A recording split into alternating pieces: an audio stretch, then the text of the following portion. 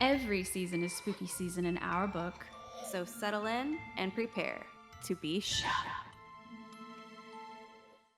You are listening to Shook, a comedic podcast about all things paranormal and unexplained. I'm Sannah. Hey friends, I'm Amanda, and fun fact, it's kind of our dual fun fact because the week that this comes out, we'll be a couple days away from heading out to Oregon for Oregon Ghost Conference. I can't believe it's finally here. Oh my God. That is definitely also my fun fact. We'll literally be going the very next day, I think, right? The very next day that this comes out, we will be Yep. in flight. And I know we've been talking about it to death, but here it is. We're here. Heck yeah. It's in Seaside, Oregon, and I want to say tickets are, I think, $20 or $25, pretty affordable. There's other things you can purchase, like classes and things, but just the general admission, there's going to be, I think, 90 of us vendors, Santa. There's going to be a bunch of us. I know there's going to be a couple of other podcasts there. I Talk to Ghosts, and there's another one at least. There's at least two, maybe three. But yeah, come see us at our booth if you're nearby and you want to swing on down. It'll be fun. But yeah, that's our fun fact. And this is a Shook Stories episode where we read your stories that you so kindly send to us. With that being said, I guess I'll kick it off. I go first this week, right? You do. Hunty, this one comes from our beloved Katya. Yay! Katya, Okay. who we get to see at Oregon Ghost Conference. Yes. And on that note, real quick, Katya and a couple of other people have reached out saying, "Hey, I'm gonna come to your booth." I'm like, "Oh my God!" Yay! Like, we're not just talking into the ether. So this is Katya's story. She says, "Hi, Amanda and Sannah. I hope you are both doing well. Here are my spooky stories and experiences. You don't have to read all of them on the podcast. You can pick your favorites to share. You could also sprinkle them across a couple of listener story episodes. I tried to break them up into different times in my life. I also added quick sketches of layouts of some of the places that I talk about so that you can have some visuals. At the end of the email, I also added a little extra lighthearted story that's a little personal. So Santa's going to take one of these stories after I do this one, but I'm going to start with middle school. So we're going a little bit out of order, but I thought the story was pretty interesting. Katya says, growing up, I got bullied a lot because I'm visually impaired. I had to change schools a few times in hopes that the bullying might stop. One school that I went to for 5th and 6th grade was a small Catholic school.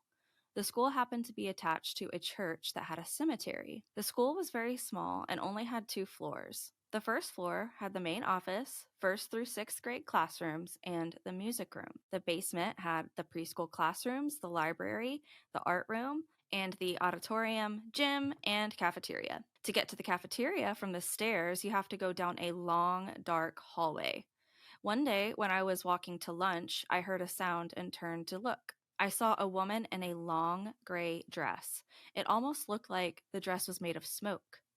She drifted across the hallway, and when I blinked, she was no longer there. Also, in middle school, I started having nightmares of awful things happening to loved ones a week or so before something would happen to them. At first, I thought it was a coincidence, but it happened at least 5 times. I had a nightmare before that my grandfather passed away. In the nightmare, I was in my grandparents' living room sitting on the couch when the phone rang. I don't fully remember the nightmare, just that someone picked up the phone and someone was crying. Then in high school, I had a nightmare about my best friend. In the nightmare, we were walking down the street when suddenly a car came out of nowhere and hit her. About a week later, my friend and her mom got into a bad car accident. Luckily, they were both okay, but it was so scary. I felt like I couldn't do anything because most people wouldn't listen, or sometimes I would have a nightmare and then nothing would happen. Luckily, I haven't had those nightmares in years.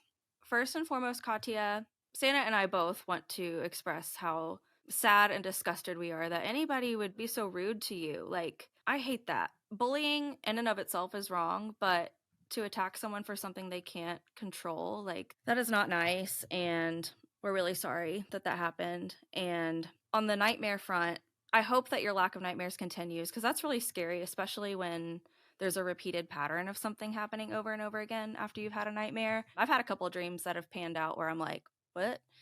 They weren't necessarily nightmares, but it's always very unsettling when that happens. But the gray lady, Ooh, I'm all about this gray lady. Sounds like a couple of ghosts that we've covered in the past. There's probably lots Mm-hmm. of ghosts haunting these hallways and schools and school. Oh, yeah, most likely. Yeah. Sorry, Hunty. I was like very distracted because someone was knocking on my door. I was trying to look at my Wise camera to see like what it was.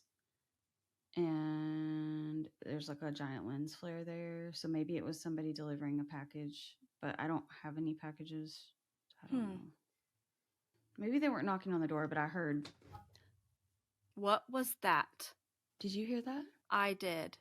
It was a voice, right? It sounded like a little kid. Yeah, or like a woman. Is it the Jehovah's Witnesses? I don't. I mean, they haunt me during the day, but at night, like I don't know. I'm sorry, that was too funny. Let me go investigate this real quick and see. I was hoping that it was someone delivering a package because then Yeah. it wasn't like a random noise. Wow, that was creepy. I heard a voice, dude. I heard a voice when you heard the voice, but yeah, no one's out there. Oh my god. Did you see any kids playing outside by chance? Through your I window? didn't. I didn't, but like to be fair, I have some of my windows open because I was working with that resin. I've been trying to ventilate the area so as to not continue to poison myself. And it's possible that maybe like a kid from the apartments back there screamed or something. But it didn't sound like a scream. It sounded like a woman's voice, but I just couldn't make out what she was saying. Yeah, that was really scary. And then also prior to that, what I heard like a knocking, but it didn't actually sound like a knocking on my door. It sounded like something knocking around in the kitchen. Time to send that Ouija board back. Yeah, I need to cleanse it. I haven't cleansed it yet, but I also haven't opened it. So I was going to like cleanse it when I actually open it, but I don't know. Cleanse it. Maybe I should just go on and cleanse it after we wrap this episode up. I believe I Yeah. will. Yeah. Yeah. But go ahead. Yeah, Katya, I am very sorry to hear that you experienced bullying in school. I know that's a very common thing for everyone to experience, but it's even worse, if you're battling something that other people can't seem to understand. And even worse when you're also seeing an apparition in the hallway at school. And even worse when you're having these premonitions, which I know were probably scary at the time, but I think are really cool. I consider that to be a very powerful ability. I wonder if you have tried to hone that ability at all, or if it's something that you just kind of like take it as it comes. Let us know. We'll talk about it in Oregon, TBH. We'll talk about it. Yeah. We're going to hang out and stuff.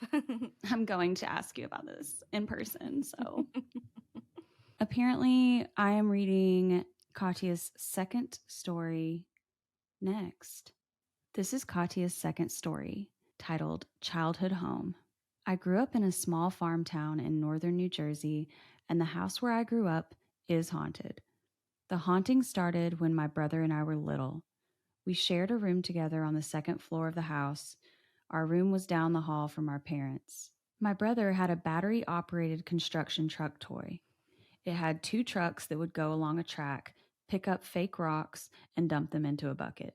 One night, my brother woke up, ran to my parents' room, and woke up my mom. He told her that someone was playing with his toys. My mom tried to comfort him, but she could hear the construction truck toy dropping the fake rocks into the bucket one by one. The next morning, my mom inspected the toy, and the two trucks didn't have any batteries in them. We also had ghosts in our basement, but the only people who noticed them were friends of the family who would cat sit. Oh my God. They would hear voices and assume we had come home early from vacation. We also had ghosts in our basement, but the only people who noticed them were friends of the family who would cat sit. They would hear voices and assume we had come home early from vacation. Growing up, my brother and I loved spooky stuff like Goosebumps, Are You Afraid of the Dark, and scary stories to tell in the dark. So when we found out we had ghosts, we were excited. We decided to name our ghost Samuel Pym after an old spooky cartoon we had seen. We would even set a chair out for the ghost at dinner time. The only thing we know about the house is it was built by 3 farmers. We don't know anything about the other owners. Oh my goodness. Katya, we've got the premonitions, we've got the haunted house, we've got the seeing the entities. What is going on, Katya? But I love how you made it very hospitable for the ghost. It's giving bed and breakfast. Like you were being so hospitable. And so I bet the ghost was like, you know what? I'm not going to go out of my way to spook her. Yeah. I'm gonna be nice to that baby. I think it's real sweet that you were being very hospitable to Samuel Pym. It's important for us to remember that if we are feeling an energy in a house or if we're seeing an entity in a house, it is very, very likely that that's a person who has a strong attachment to that space and may have lived there and considered that place their home for so long. Mm-hmm. And perhaps they have imprinted on the space. And it's like, if you've ever seen the movie The Others starring Nicole Kidman, it's like they're sharing their house with you Mm-hmm. if you think about it. I mean, think about Yeah. it. And obviously, not all energies are going to be good. There are poltergeists and demonic entities, but there are also energies that were once human and are probably just in this weird limbo. Mm-hmm. Who knows? Who knows how to explain it? We don't know. But it is nice to treat it with care rather than just like instant fear or Mm-hmm. instant banishment of the space. For example, so in the house that I currently live in, my best friend Danielle used to live here with me. She had her mom's ashes up on top of the cabinets in the kitchen. I would sometimes do cleansing rituals of the house just to like get rid of negative energy, to clear the space. I do that from time to time. And every time I was in her area, I would always tell her, "You're welcome here if you want. If you don't want to be here, that's fine too, but you're welcome here, Janice." If you know that you're dealing with a very human energy, I think it's really kind to treat Mm-hmm. them in that way. So that was very touching for me, Katya, and that hit home a little bit. Katya, the Toy Story. Holy cow! The lack of batteries. Yeah. I'm shook as hell from that. Oh my gosh. And it kind of reminds me of when I was a kid, when I was a badass kid. I had my closet doors, I liked to keep them shut, but sometimes they were cracked open. And I had this Furby doll. And yes, the batteries were in, but I had not turned this sucker on in a really long time, like months. And one night at like 3 a.m., I heard the Furby through the crack of my closet door go, ah, ah, like the feed me sound. I Mhm. tell you what, I jolted awake. I said, what is going on here? Like, I hate, like, anytime somebody talks about a toy making noise, especially when there's no batteries in it, makes my skin crawl every single time. I don't know what it is. It just, I can't do it. Toys that have automatic audio stuff or automatic like animatronic type functions always creep me out. My brother had a lot of toys like that. Do you remember the movie Small Soldiers? Yeah. Wow. It Blast was from the actually a past. really iconic kids movie about like toys come to life and then they have this giant war. My Yeah. brother had a bunch of those toys from the movie and they were all the time just like going off in the night, Mm, which is crazy because the movie is about these toys that animate and like have personalities and are yeah. dangerous. Yeah. Yeah. Definitely. Oh Yeah. man. But yeah, needless to say, that's only a couple of Katya's stories, and we will be sprinkling in more of Katya's stories in the future. So yes, thank you for sending that in, Katya. We are very appreciative of that, and those were all very, very good stories. Yes, thank you, Katya. Yeah. So I've got another one. This is from my girl, Catherine Call. Queen. I may have mentioned this in the past. I don't know. Maybe I haven't. But Catherine and I are sorority sisters. We were in 80 Pi together and we just clicked like hardcore from the very beginning. And she's a real one.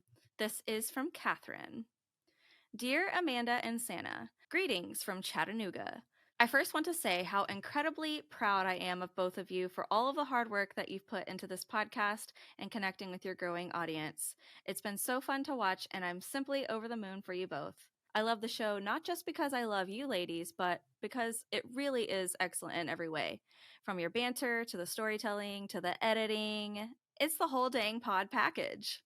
When I listen, I feel like I could hop into the conversation, and it makes me feel so connected to you both. And that's my favorite type of podcast to listen to. I'm honestly surprised that you haven't heard me shouting at you both from the ether as I listen, lol. I could gush all day long about how much I love you guys and the show, but I'll get to it. Thank you, Catherine. We love you. She says, I just finished binge listening to the whole backlog of episodes that I had left, so there are a couple of little things before I get to my main Shook story. So these are just a full bulleted points that are not the main story, but just a little primer. Here we go. First one. I had a crazy moment the other day while listening. I've been driving around doing Saturday things, Target, coffee, etc. And when I had just gotten home and parked, I looked down at my phone and quickly took a screenshot. Your podcast logo was up and it was 3:33 p.m. 333 is one of my favorite angel numbers. I don't see it as often as 222, 444, and 1111, so I was excited and I thought, I need to send this to the gals. No joke, like an hour later, I'm continuing my binge listen only for Sannah in episode 34, Call Me Superstitious, to talk about how 333 is very prominent in her day to day and very special to her. And when I tell ya, I was shook. And as you know, I took to the gram to share it. Screenshot attached. I remember that.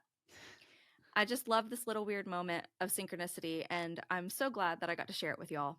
Second, and I'm so sorry in advance, Sannah, I am so sorry for the loss of your sweet baby Pepper. While I knew from socials what had happened, nothing could prepare me for the episode in his memory. It was beautiful and such a testament to how pets are truly our family and so important in all of our lives. I just sobbed and loved on my sweet baby Muzz, who is still kicking at almost 15 or 16 years old. I know when her time comes, she will always be with me, just like Pepper and Bellamy are always with each of you. Before I start sobbing again as I type this, the episode reminded me of when we lost our childhood cat Watson. I love that name. He was my mom's cat before she even met my dad and passed when I was in the 3rd grade. By then, he had reached the age of 20. Wow. He loved Oreos, bacon, and scrambled eggs. My dad taught him to sit and shake hands, and he was just the sweetest, wisest cat ever. He was a fluffy white thing who was so soft and gentle. The day he passed, I was at school, and I know it was incredibly traumatic for my mom. The following day or so, I remember walking into my 3rd grade classroom, and I swear I saw him winding around the legs of my desk as I walked in. We had a straight up funeral for Watson at a local pet cemetery in the Memphis area where I grew up, and it was to this day one of the saddest days that I can recall. My mom was in pieces. Watson was her first baby and had seen her through so many huge life events: her first marriage and divorce, nursing school, meeting and marrying my dad, and then helping her raise me and my 2 older brothers. I also remember it was so cold and windy that day, and my mom had written him a letter, and either as she finished reading it or before she could start, I can't remember, the wind caught it and blew it away into the nearby pond. I remember turning my head in the direction the wind blew the paper, and the sky in view was so beautiful. I can't remember now if we retrieved the letter or not, but I like to think that Waddy Kitty was saying no, it's not the end, and he would be with us no matter what. Also, in the week leading up to his death, we were seeing some wild stuff. He had a particular window that he loved to sit at. Cats, am I right? And in those days, some of the most random cats were in the yard or passing by the window in the bushes. There were a lot of neighborhood cats, and they usually stuck to their areas, but while we recognized those cats straying into our yard for the first times, there were so many that I had never seen before, or ever again, coming by his window. It's almost like they knew him, and they knew his time was near, and they were coming to pay their respects to the elder of the neighborhood. It was wild. Mm. Shortly after his passing, the orange tabby cat from next door, his name was Phoenix, started coming over to hang out and eventually started joining us inside. He was such a sweet and protective cat, and he loved us more than his own family, I think. He was instrumental in my mom's healing and for us too after Watson, and I'm forever grateful for him. He would always come to me when we called him or when my brother Scott whistled for him. until one day, a couple of years later, he didn't. We don't know what happened to Phoenix, but he was definitely our little angel kitty. I like to think that he and Watson were in touch, and he knew that we needed him in our lives to move on from the grief after Watson. Well, that aside was way longer than expected, but if you're still with me, I want to give you the main reason for writing my shook story. The first half isn't exactly my story to tell, but I'll do my best recalling it as it does sort of tie into what I experienced. Growing up, my older brother's friends became like bonus brothers to me. I feel really lucky to have had pretty good relationships with my siblings, despite the typical sibling bickering and drama. They've always been there for me, and their friends were always cool with the little sister who sometimes hung around and who most definitely had crushes on all of them. Scott, my oldest brother, grew up with his buddy Raul and Kevin. My other brother grew up alongside Raul's sister Christina. They were all in the same grades, respectively. Raul and Christina were like cousins to me, and their parents were always so welcoming to all of us kids. Since my brothers are 5 and 4 years older than me, when Kevin was a freshman in college, I was a freshman in high school. Kevin had a really close friend named Nick who was a grade below him, so a senior when I was a freshman. Kevin, Nick, and Christina had all been very close. So when Kevin and Tina went off to college, Nick was left to finish high school and look out for me. He was always so kind and genuinely a nice kid. Looking back, he seemed so much older and mature, and now as an adult, I can't help but impress with how great he was at such a young age. Sadly, when Nick went off to start college at LSU in 2005, he was involved in an accident driving back to Memphis. I remember being told that he was awake and aware at the scene and was only concerned with making sure everyone else was okay. He hit his head against the side panel of his vehicle in the wreck, and when his brain began to swell, he lost consciousness. And he was rushed to the hospital where he was put in a medically induced coma that he did not come out of, and tragically succumbed to his injuries at the young age of 19. As I said, Nick and my brother were very close, but he had become even more close with Christina. It had always been sort of a will they, won't they situation, as it was clear they both loved each other deeply, and perhaps one day they could have been more than friends. It wasn't meant to be. The night Nick's family made the impossible decision to allow Nick to pass peacefully, Christina said he visited her. She had fallen asleep on the sofa and felt she was sort of in a lucid place when he came to her. He told her he could have stayed, but he needed to go so that he could, and I quote, help people and save lives, and that he would always be with her. Nick's accident occurred in July of 2005. Hurricane Katrina hit the Gulf Coast almost exactly a month later in 2005. Both Nick and Christina and Raul's families had deep ties to Louisiana, and I have no doubt that Nick's spirit probably helped save or guide people to safety during that horrific natural disaster. I know for certain that he saved my brother Kevin. About 2 or 3 years after Nick passed, my brother was driving home from St. Louis, where he was in school, to Memphis, and he fell asleep listening to baseball on the radio. His car veered into the center median into oncoming traffic across the highway. He swears he heard Nick shout his name, waking him just in time to correct the car to avoid an accident. He pulled off the next exit to calm down, and another driver who saw the whole thing happened to pull off to check on my brother. That man said that he must have had somebody looking out for him, and I am inclined to agree. So now onto my experience. As I said, my oldest brother Scott grew up along Christina from the previous stories, older brother Raul. They were best friends for many years, and I think Scott may have also been his best man. Raul and his wife actually lived in North Georgia and married in the Tennessee Aquarium here in Chattanooga. It was a fun wedding, and it was a great memory for all of us. Unfortunately, tragedy struck again in 2013. Raul, his wife, and their 3-year-old daughter were headed to Louisiana for the funeral of Raul's grandfather when they were involved in a fatal car accident claiming both Raul and his wife. Oh my God. They were both killed instantly. By some miracle, their daughter was completely unharmed and was even spared the sight of her parents as her car seat had been dislodged in such a way that it faced away from them. I was at the aquarium with my friend that very day. I hadn't been back since the wedding, and I was telling my friend all about it.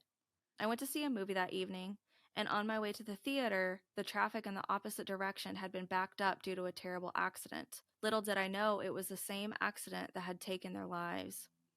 I got the phone call while I was at the movie. I didn't know what to do, and I couldn't believe what I was hearing. Raul, who was like a brother to me, was gone. I had actually received a call from him a couple of weeks prior as he was trying to get in touch with my brother Scott. By this point, he and Scott had some sort of falling out, and I think Raul was trying to get in touch with him to apologize. Scott had been screening his calls because I think Raul had been asking him for money or something, and he had told him that he wasn't going to help him anymore. I don't know all the ins and outs, but that's what I can remember. Their funerals were held in North Georgia a few days later, and all my family was in town for it. The night before the burials, I had a crazy dream. I was standing in a high school gymnasium, not the one that I remember from high school, but similar. And from what I can remember now, I was on one side under a basketball goal, and Raul approached me wearing a suit, like the one that he was married in, I think. I could see my brother and dad on the other side by the doors, also in suits. I told Raul that he should go to see them and say hello, and that it was really sad about what happened. He smiled and asked me to tell Scott that he was sorry and that he wasn't mad anymore and to not feel bad anymore. He just had this huge smile on his face. Raul had one of the best and happiest smiles. I remember feeling so calm and comforted. I told my brother about the dream the next day, and he just nodded and sobbed and told me that he felt so guilty for not taking his calls and that he regretted it because he'd never talk to his friend again. I think the story gave him some comfort, but I have never experienced something like that since that I know of. All of this, all the little synchronicities and connections between the stories and people, have stuck with me through the years. And while it's all so sad, it's also comforting to know that there are forces out there that can bring us comfort despite our grief. Whether these spirits or forces are loved ones past or so much more, I know that there are things out there beyond our comprehension, and maybe one day we will understand more. For now, I'm content to listen to my intuition, and if those we love and have lost need to give us a little boost or a guiding hand as we move through this plane of life, I am fine with letting them. I am so sorry that this was insanely long. Please feel free to edit or break it apart. Love you ladies so much. And again, I am so proud of this podcast and proud to call you all my friends. I'm off to binge the Patreon content that I've missed and get some merch too. And to anyone out there listening, if you're not on Patreon, what are you even doing? Get on it. She says, Amanda, I love you and I can't wait to see you again. And Sannah, we need to meet in person ASAP, Rocky. It's insane that we haven't met yet. Anyway, that's it. Bye. XOXO, Catherine. Oh my XOXO Gossip God. Girl. Gossip Girl. Girl, I don't even know where to begin. I am so moved by all of that. And I'm so sorry for your loss. And as someone who's met your brothers, like they are great dudes, and I know that they held good company. I know that they had great friends, and I'm just so sorry that that happened. Like that's I can't imagine. Yeah, that there were a lot of layers to that story, and it's all so sad and infuriating, TBH. I really loved the cat part, of course, because it was somehow the least sad, even though it made me start to cry a little bit. The part where you said that you felt him brush up against you. Sometimes feel like I feel Pepper at the end of my bed, like the weight on my foot, you know? Mm-hmm. And then also sometimes when I come home, I sense him. And also last night when I came home, and I opened the door, I literally saw like a black shadow in the floor, Oh my like gosh. for literally just like a second, and then it disappeared. It wasn't like a whole figure, but it was just like, it was like a scurry shadow type thing. Yeah. And I was like, maybe it's just my eyes adjusting. But it was just interesting because it was coming from exactly the area where Pepper would come from. Like he would always come Yeah. from my bedroom when I would open the door and through the dining room and into the living room. Yeah. And I was like, that's spooky, but okay, I'll take it. I'll take any like Pepper visitations. Come on. Yeah, I definitely think that that orange tabby cat was sent by Watson for sure. And also the fact that his friend, circling back to the car stuff, the fact that he got his attention before he had an accident, like that's definitely guardian angel behavior. And Catherine, you are such a great writer. We already knew this, but don't ever apologize for writing a quote unquote novel. We love to see it. We love all of the very long content. Also, by the way, thank you, Catherine, for just all of your kind words about the podcast. Also, just on a lighter note, that was really sweet of you to gas us up to such a degree. And I remember when you posted those stories about the 333, and that like brightened my day. Seriously, I was at work when I saw them, and it just like it made my day for sure. Because I'd be Yes. seeing 333 all over the damn place. Mm-hmm. So Yes. Thank you, Catherine. We love you. but yeah, I have another story if anyone cares. I care. So, a listener named Tessa Love sent us our final story for this evening. Hi, ladies. I'm new to the Shook Pod, but definitely not new to the spooky, ooky parts of the world. First of all, welcome. I could go on about how you guys help save my sanity along with the other paranormal gals I listen to while I'm at work, and how my boyfriend thought you were all the same podcast. I guess you guys all sound alike in his ears, but I'll get on with my story. So, some background. I was basically raised by my grandparents. The day I was released from the hospital, I was there, and every summer I spent my days hiding under grapevines, playing in the neighbors' woods, and being taken everywhere with my grandpa. It was when I was 9 that we moved in with them, and my little brother was born. To say I was a grandpa's girl is an understatement. He was a tall, bow legged man who had gone through life with a smile, sent my grandma pictures of him goofing around with his bunkmates while he went to France as a paratrooper, but never saw active combat. He ran his own liquor business before I was born and had a traumatic Ouija board story I'll save for another time.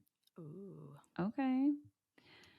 He was a baby magnet, and his big calloused hands had seen better days, having met the wrong end of a box smasher in his 40s, 50s. But no one knew that the older he got, the harder things got for him.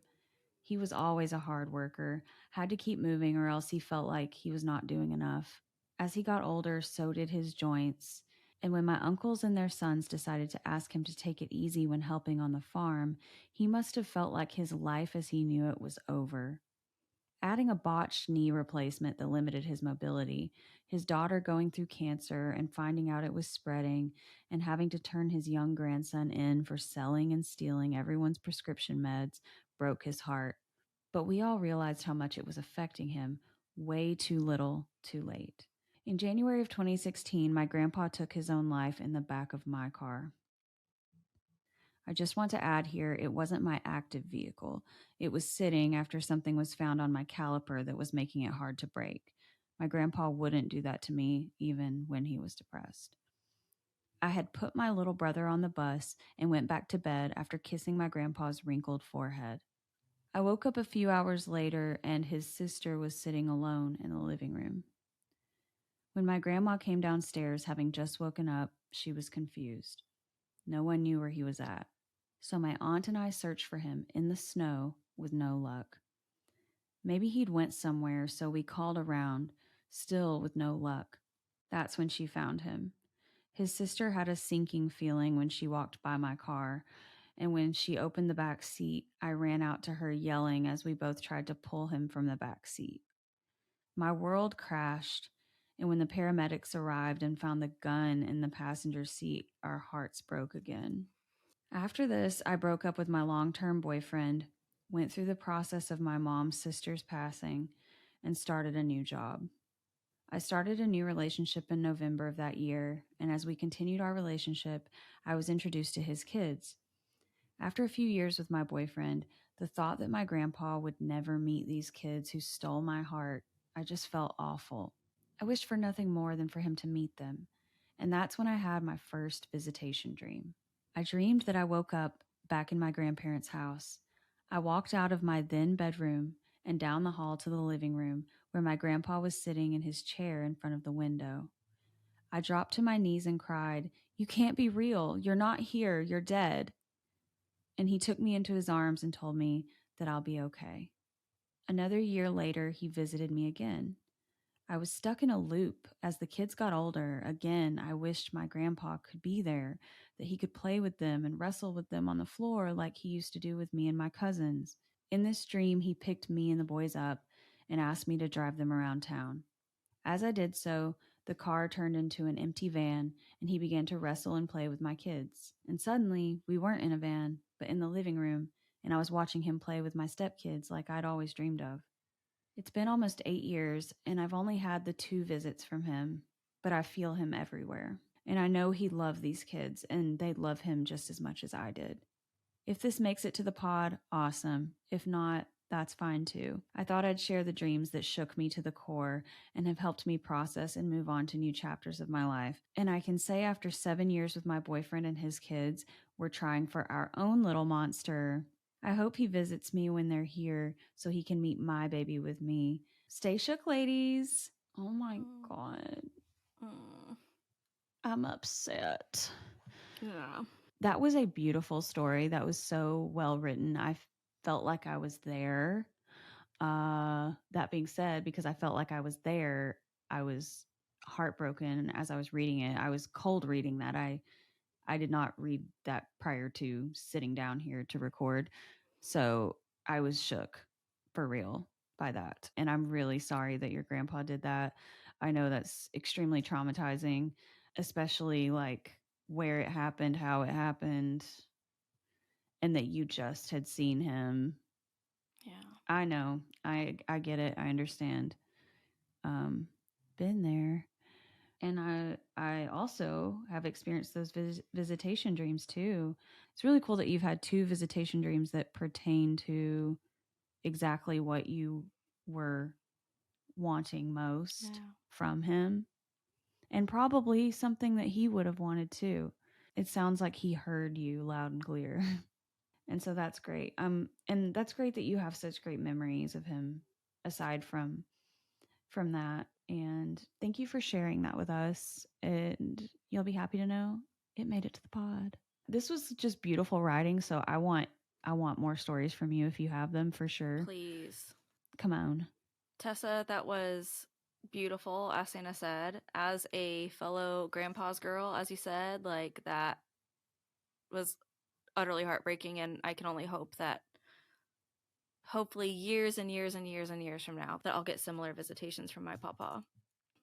Please keep sending your stories. That was a really beautiful story and very, very, very touching. Yes, but I am now in my feelings. Yeah. Katya, Tessa, Catherine, thank you all so much for sending in your stories. If you're listening and have not yet sent in a shook story of your own, please do. We would love, love, love to hear them and read them. If you have submitted a shook story already and we haven't gotten to you yet, please know that it's in our queue and we will get to it ASAP. ASAP. And yeah.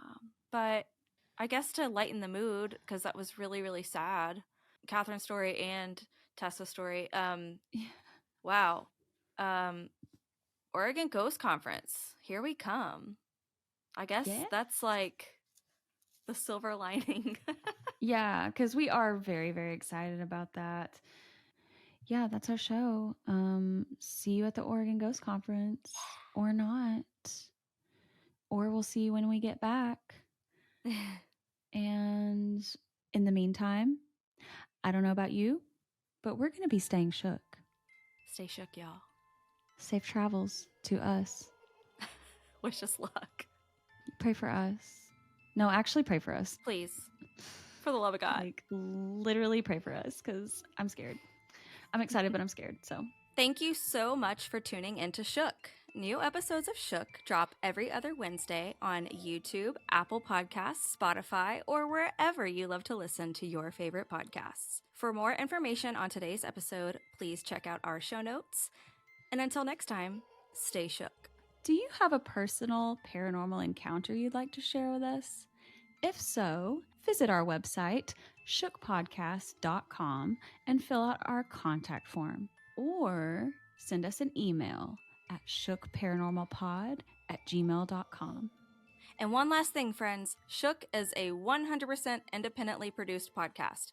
So please consider supporting our show by either leaving a review or contributing to our Patreon page. You can find that at patreon.com/shookpodcast.